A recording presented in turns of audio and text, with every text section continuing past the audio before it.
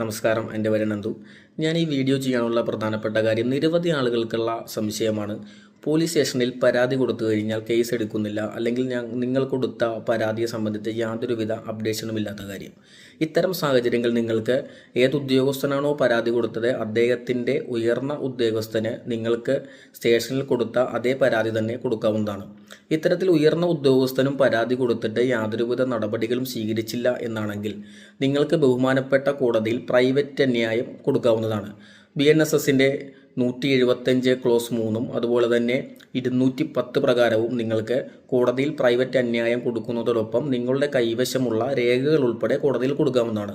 ഇത്തരത്തിൽ കൊടുക്കുന്നത് മൂലം ബഹുമാനപ്പെട്ട കോടതി പോലീസ് സ്റ്റേഷൻ പരിധിയിലെ SHOയോടെ ഈ പറയുന്ന നിങ്ങളുടെ പരാതി FIR ഇട്ട് അന്വേഷിക്കാനും അതുപോലെ തന്നെ കുറ്റപത്രം സമർപ്പിക്കാനും പറയാനുള്ള ഉത്തരവിടാനുള്ള അധികാരം ബഹുമാനപ്പെട്ട കോടതിക്കുണ്ട്.